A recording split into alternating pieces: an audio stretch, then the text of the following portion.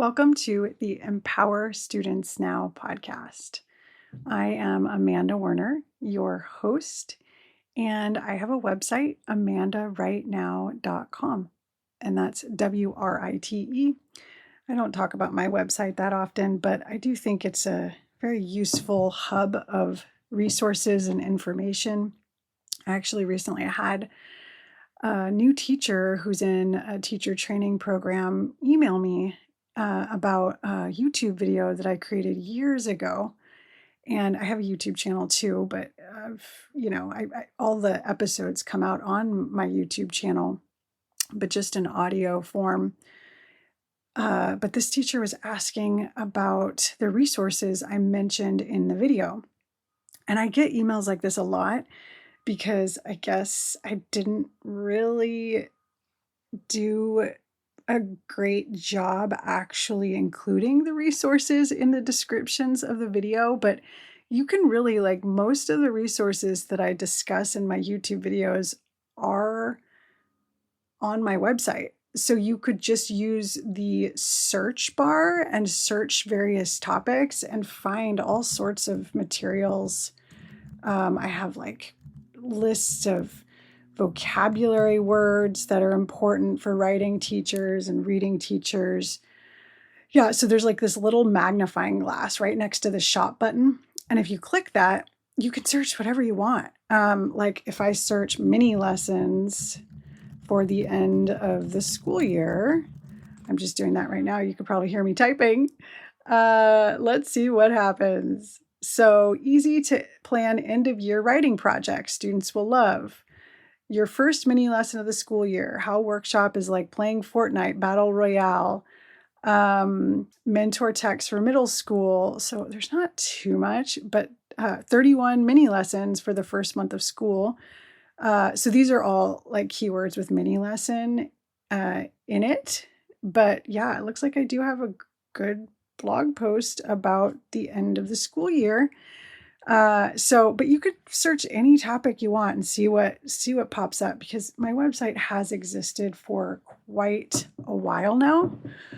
I've been around for, I don't know, a decade. And I've had the same website for most of that time, maybe 7, 8 years. So there's a lot there. So go ahead and check out my website and search different topics, see what you can find. There's a lot of free stuff on there, as well as paid products.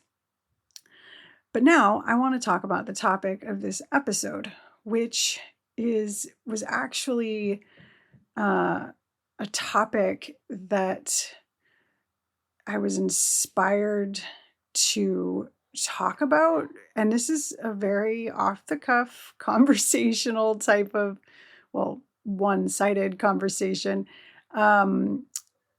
And it was inspired by a friend of mine who was having, if you hear some screaming in the background, that's my kid. Sorry, they're home with me. We're homeschooling. So it's Friday. They're on, I think, Roblox right now with their friend. Anyways, so if you hear screaming in the background, that's what's going on.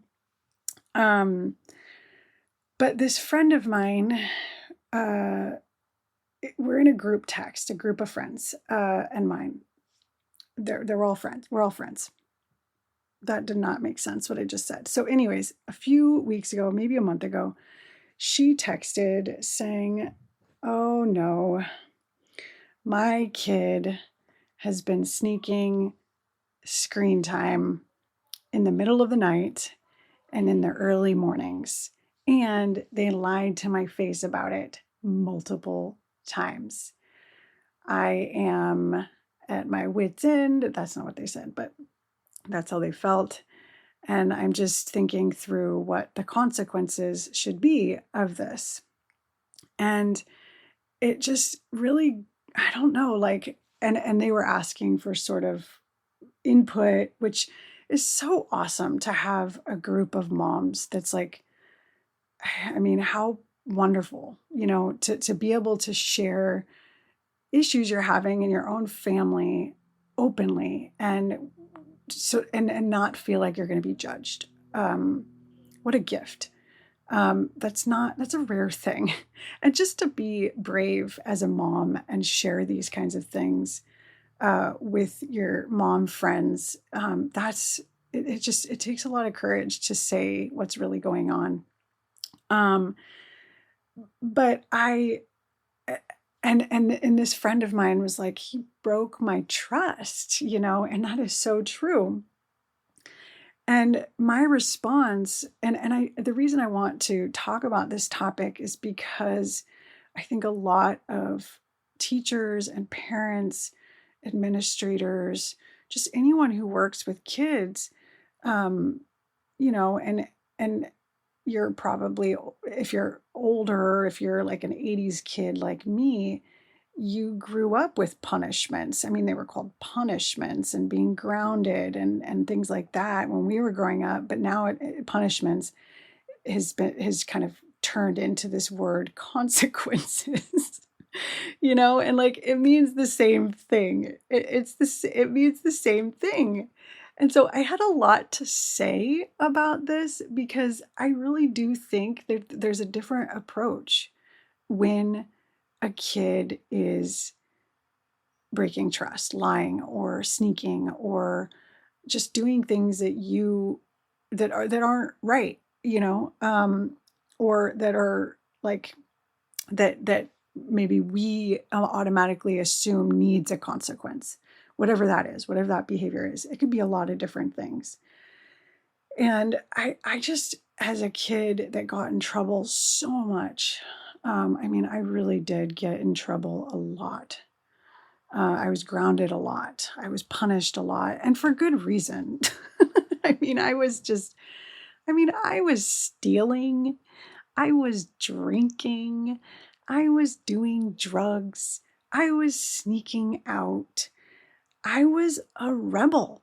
And maybe that's like shocking to you, listener, to hear all of this from me.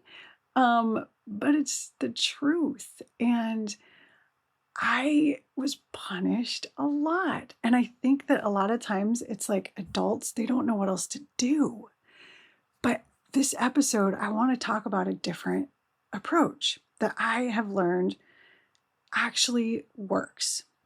Welcome to the Empower Students Now podcast, a podcast about equity, neurodiversity, mindfulness, and student engagement. There's a lot that needs to change in our education system. The good news is teachers have the power to make these changes now.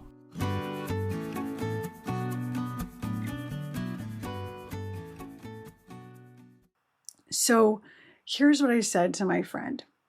I said, well, first I asked my friend for permission. I said, would you be interested in hearing my reframe for consequences? And they were very interested, which is so wonderful because not all parents are interested in my opinions, because I have a different take, and it's not very common for people to have the take that I have. I said, you should let him know that the impact that this behavior has had on you, and that it'll probably have an impact for years to come. That's the real consequence. You're constantly going to wonder if what he says is true, and he needs to know that when you're dishonest with someone, it causes real damage to the relationship that won't be repaired until a length of time has gone by that they have proven they're trustworthy again. And so just reframing this misbehavior, instead of it being like, you're bad, you've been dishonest with me. Not that my friend said that at all, but like getting really upset with the kid. Reframing it as, wow, this is a signal that we need to have a conversation about a problem, and to be open to what the kid's perspective of the situation is. Like, share how it's impacted you, share how you're feeling about what they did and how they behaved, but also be curious about their point of view. Why do they feel they need to do this?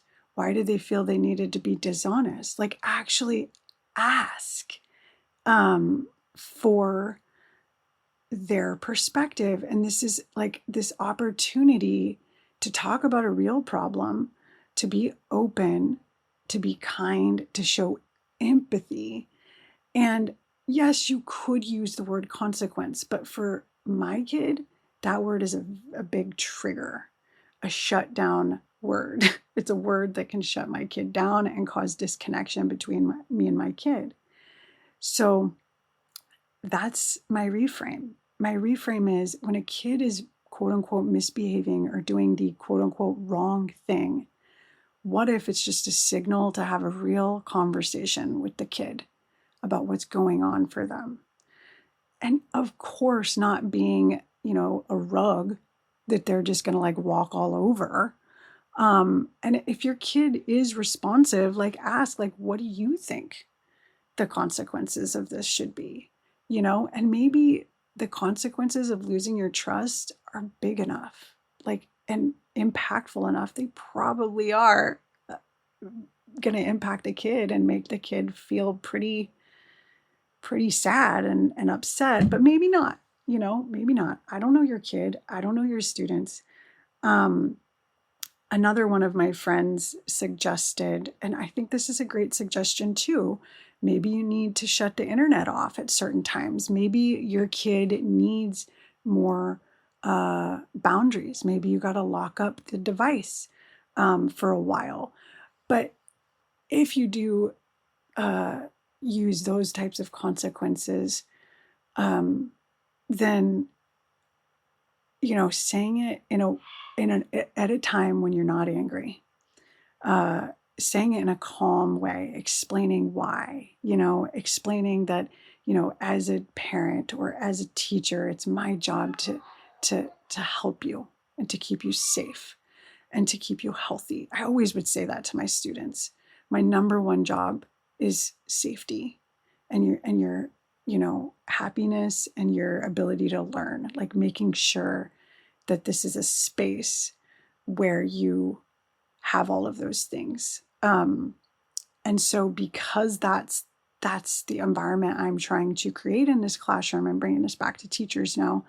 I'm going to have, like, there's certain rules that need to be in place. There's certain red lines. That's a word that a lot of people are using lately instead of boundaries, that just can't be crossed. And if you cross them, there's school systems, that are in place to help you, not to make you feel like you're bad, because you're not bad. You're a great kid. I recently read a book called Good Inside, and the whole premise is helping kids realize that no matter what they do, no matter what they say, no matter how they act out, they're still good inside. And telling them that you're a great kid. You're a great kid. You're a good kid. And I love you and I want to trust you. And we'll build this back up together, And this goes for like kids that are cheating, kids that seem like they're sneaking their phone in class, like all of it. I feel like this reframe can apply to all of these situations.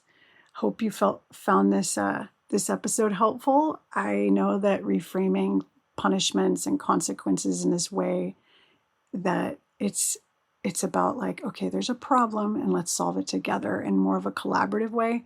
It's definitely helped me a lot, because the goal is to establish connection with kids, not break connection and disconnect. And I think punishments and consequences cause more disconnection. So if you found this episode helpful, feel free to share it with someone and use my website. Go look and see what's available. Email me. If you notice something's not available and you want it to be, let me know. I'm always willing to and wanting to hear from you. Email me and let me know what you're thinking. I know a lot of you are wrapping up your school year. I'm super happy for you and excited for you to have time and space this summer. Yes. All right. Until next time, I will talk to you later. Bye.